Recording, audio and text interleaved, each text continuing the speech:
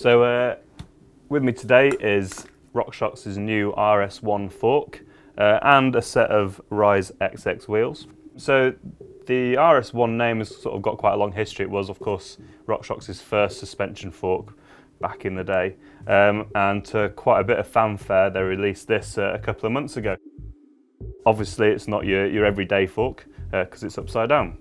SRAM's story behind this is that they wanted to develop a new cross-country race fork to sort of go alongside and slightly above the SID, and they wanted it to obviously to be light, they wanted it to be stiff, and they basically designed it to be ideal for the cross-country racer, so they say. So this is the 100mm version, and on my long-term bike there we've got the 120mm version. The RS1 is 29er specific. You can drop it down to 80mm, and currently there's no plans for bigger forks and there's nothing planned for 650B yet. So the reason why RockShox have gone with like an upside down construction is primarily actually its stiffness is one of the big key factors. This is a completely carbon upper. The upper legs and of course the tapered steerer is all one-piece carbon. And then lower down you've got the two stanchions which suck up and down into the uppers, joined by the pretty standard maxle. What's not quite so standard though is the axle interface. It's called predictive steering. It's not your usual, I mean it's a 15mm axle, but it's not your usual interface. It's a 27mm interface here, and that's to counter the lateral stiffness problems that are often associated with an upside down fork. Simply being, there's only two braces, this one and this one, as opposed to the usual three. So obviously it's an air fork. On the bottom here you've got the air spring where you pump up the solo air cartridge. The damper is called the accelerator damper, and it's a new designed one which gives as low a weight as possible, and it's linked up to their lockout system.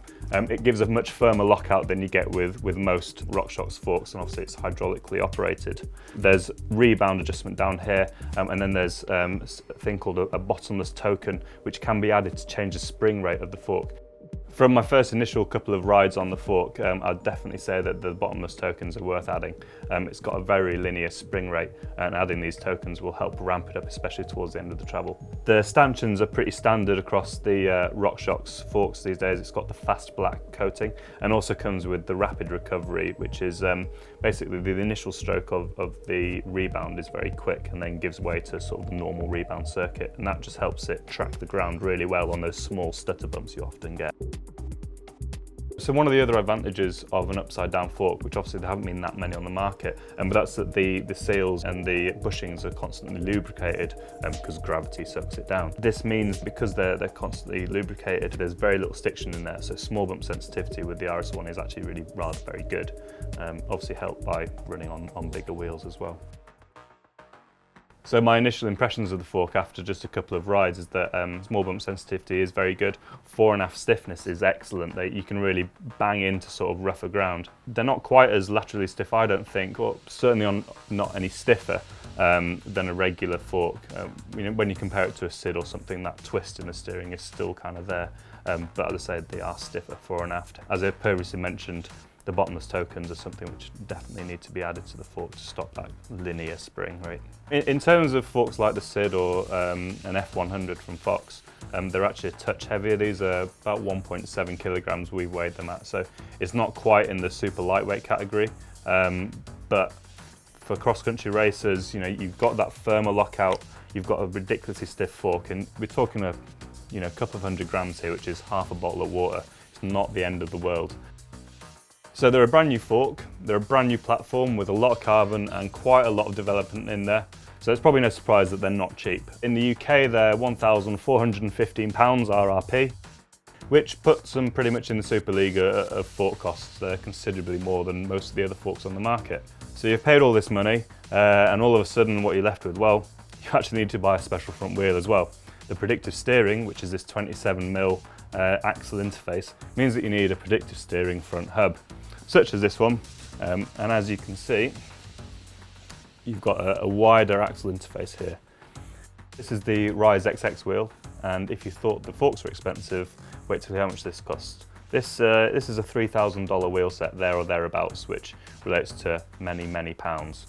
Obviously you don't have to buy the Rise XX wheel. I've got the Rome 50 wheels, for example, on my long-term bike, and they're a little bit cheaper, but you do need to bear in mind if you're buying an RS1 that you do need specific front wheels, or front hub at least. So if you want the full, proper bling setup of the RS1, the Rise XX wheels, and of course the tubular tyres you're going to need for the tubular rims, we worked it out to be around $5,000, which is about £3,000. So I'm sure some internet hero is going to say, oh, you could buy a car for that. Well, yeah, you could.